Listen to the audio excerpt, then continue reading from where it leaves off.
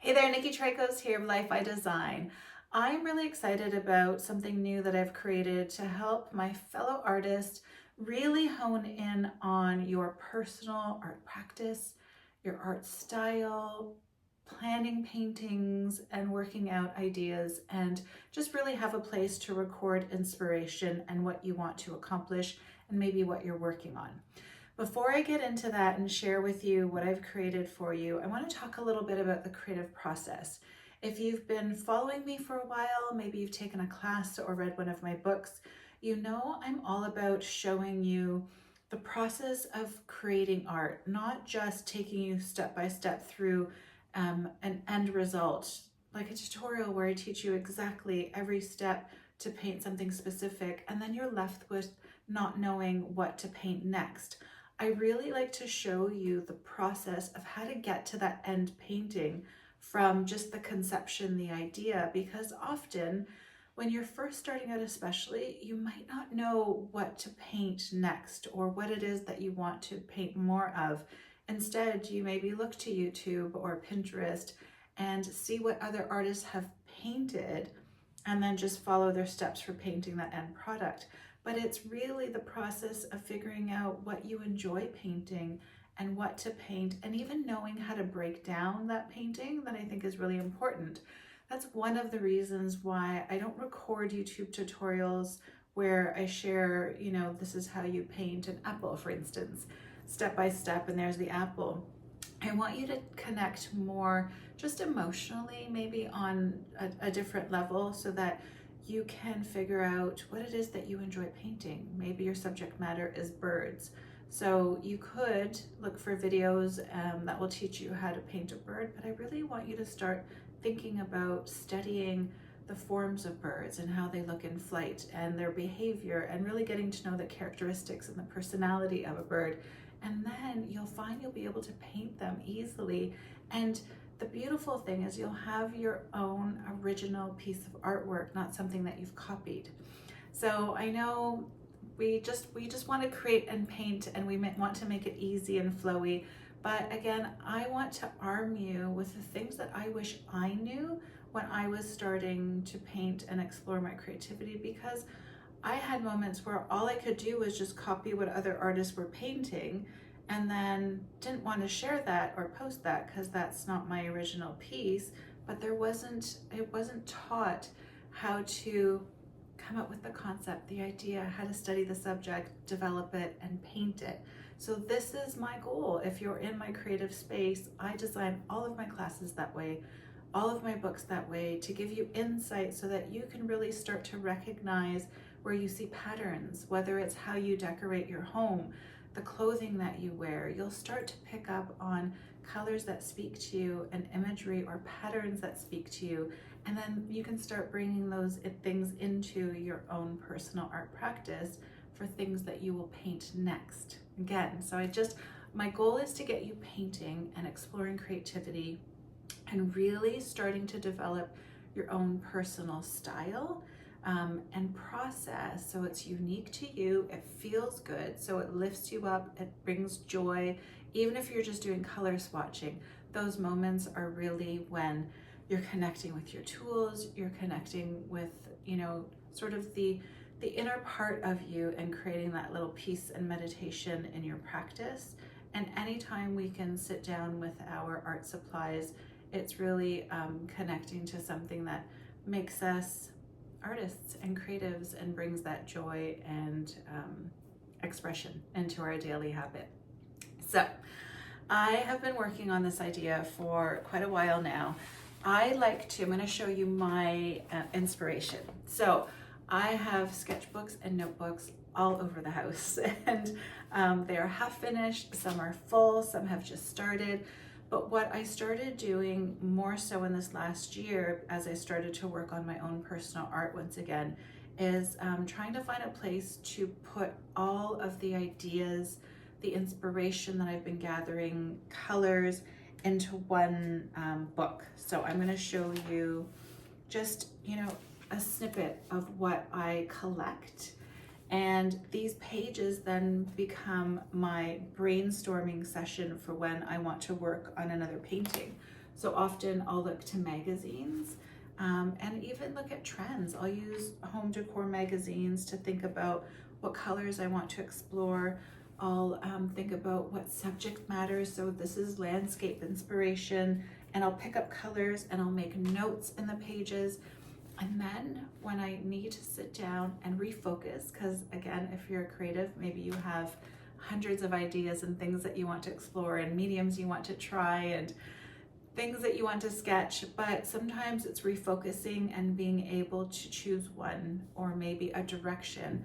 I just pick up my book and I'll flip to, just pages that speak to me, and I'll decide what it is that I want to sit down and paint next. And I'll even collage, like I put a little bit of collage, and I'll flip the camera eventually, but this was the inspiration for what I'm about to show you. Now this is a prototype, but it is called the Artist Project Planner. So this is my artwork on the cover. This was my prototype, so again, ignore the stripe down the center. But essentially, I designed it really in the same size as the original one because I really like how much room this book has given me. But I have included, you can see I've been using mine, I have included sections and little prompts for you to follow so that you can start to put ideas in one place. So again, I'll flip the camera, but it essentially is a place for you to be able to sketch. There goes a color palette, work on your color swatches and color mixing. It's a great place. So the paper is really thin, so it's not mixed media or watercolor paper. So wet mediums won't work, but I did test some watercolor pencils and they seem to be doing great. And again, I can put in sketches for landscapes that I'm working on, portraits that I'm doing.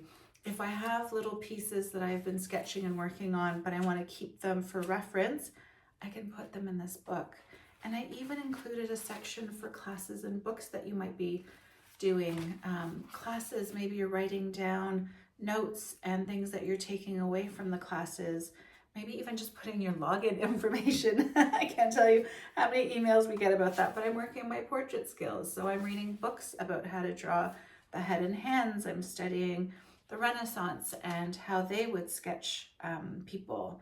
And again, it's a place that you can start building your ideas and working out sketches and planning mood boards for your pieces. And eventually when it gets nice and again, I always say a book has more value when it's nice and full, but when you start to add in all of the little bits of paper and your notes and ideas, you won't look for an outside source for what to paint next. You're going to have all of the answers in your book. And I'm going to show you a little sneak peek. I'll flip the camera so that you can get a closer look. But this is available now. It's available on Amazon, printed copy only. And I'm curious for your feedback because I'm happy to edit and to make some updates to it as we go. And again, the paper quality, it's on the thinner side. Let me know what you think. I'm trying to keep the cost down. So there is one other option that I can do through Amazon where I can offer a thicker paper. But again, I wanted to keep the cost a little bit more affordable. So let me flip the camera. I'll give you more details. The link is in the description if you want to go ahead and grab your copy, and I'll give you a closer peek. Okay, so here it is. Again, it's my prototype, but I really wanted to show you what it's like before you went ahead, just to make sure it's something that you're interested in. But it's a place to document, get messy, plan your painting process. There's a little bit of an introduction. I just wanted to walk you through some info about it. And section 1, so it's divided into 3 sections. Section 1 is all about putting in colors that you love, things that you want to paint, mediums you'll use. I went ahead and, put in just snippets of things that I love. I did some color testing here on interesting paper. There are some color combinations and patterns that I really love. I love vintage portraits and portrait studies. So anytime I can include those for a little bit of inspiration, they're going in my book. So again, I open this page. It may not speak to you, but it totally speaks to me. It excites me. I even swatched on some fabric here, canvas. And then I just got my glue stick and popped them in. So I've left you with areas where you can include thumbnails. So this is an artist who I really admire, so I thought I would put it in for inspiration, and then again just worked on a bit of sketching. But you can work on ideas. I've started working on some sketches of places that I've recently visited, and again, it's a really great way to have everything in one place. So I even have color mixing ideas. Now again, you can't use wet medium in this book. So what you can do is just stick them in. If you're using watercolor, go ahead and cut out your watercolor sheets and stick them in your book. I was playing around with this idea. I sketched this on vellum. This is Queen Victoria's sketch from her personal sketchbook. It's a book that I just bought, and I really loved it. So I sketched it, and I thought, ooh, wouldn't it be fun to work on some portraits and have an interesting background? So it gives you an idea to play around with possibilities and things that maybe you want to explore more of, and work on them. So you also have blank pages, so you can sketch here, make notes.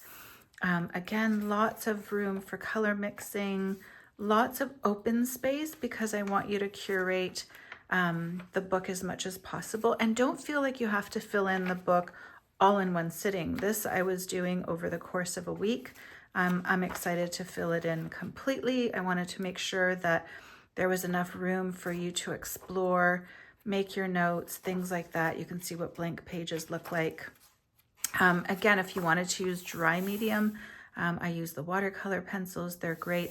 Marker might bleed a little bit, but again, let me know what you think of the paper, and I'm open to suggestions. So section 2 is where you can actually start brainstorming your ideas. So you can work out how, this is exactly how I figure out what I'm going to paint next, and maybe work on a collection of paintings. So you can make your notes here. You can start to include your inspiration and sketches and start to build more of a cohesive plan, so that again, when you sit down to paint, I love vintage florals, so that will definitely turn into a future painting. Again, these are the 3 categories that I love to paint. And the reason why I know that is because I have been gathering, researching, discovering things that I love, and I see the themes now. Travel is a big part of my life, so I love to paint based on my travel photos. I love anything vintage, especially vintage florals, when they've broken them down into these studies. And portraits, my whole entire life I've been dreaming of being able to draw portraits, and I'm working on that skill. So again, this is going to be my creative Bible, if you will. And I'll even cut out magazine imagery that, even here I say clip, paste, swatch, and make notes. So I clip out imagery from magazines that just create an emotion or a vibe. And that emotion is something that I then want to bring into my paintings, and I can make notes about that. So I just stuck these in because I really love how they all go together. Again, if I look closely, I love the color palettes here. I love how there's that hint of almost like a peachy tone. I'll probably swatch a little bit of peach, you know, here. I've got my watercolor pencil handy, and then I can see what that color looks like in these earthy tones as well as blues. Oh, I love this handwriting too. So I collect vintage bits, but look at how neat that looks there. So again, when you're looking at a visual journal or planner like this, what you're doing is really connecting in that state where it creates happy endorphins, happy hormones, as we're looking at artwork, colors that speak to us, that are personal to us. You know, again, I can pull out colors from different pieces where I can see there's the gold here with a bit of the brown or gold tones. If I were to add in some of my green swatches, I know that my color palette is starting to form really organically. I could bring these colors together and start to work on a botanical series. Look how easy that was, just, again, not staged. It's just stuff that I have around me because there are things that I gather that I love and that speak to me. Okay, so that's section 2. Section 2 is going to allow you to plan your next big piece or your next collection of pieces or what you want to paint next. Again, lots of room for color swatching and making notes for your sketches, blank pages so you can brainstorm. And then section 3 is all about things that you're learning. So where are you going to put all of those new concepts and maybe techniques that you want to develop and learn more? So what I've done is I have a list here of books you've read, perhaps, classes on your wish list, mediums you want to explore, etc. And then key takeaways. So I want to work on sketching the planes of the face more and starting to bring in a little bit more of the value and depth. So I have this as my reminder. And then when I am sitting down at my desk and maybe again, not sure what to work on, I can use this as a reminder, or even concepts that I want to continue with. So I did try using watercolor. It is a dry amount of watercolor. So again, I was testing the paper to make sure that it would work okay. So dry mediums will work best. If you're using wet mediums, go ahead and stick them in. And then I have a place again where you can just put down imagery, maybe photos that you've taken. I have some imagery in photos that I am keeping handy so that I can put them in my sketchbook or even just have them close by. Okay, so that is section 3.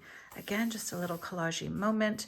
If you've got scraps of things that inspire you and speak to you, put them down. This will become a piece of art when it is complete and filled with your marks. So that's the great thing. Even I put in a little bit of greenery that I have clipped and saved along the way. And then just a little blurb about the book itself.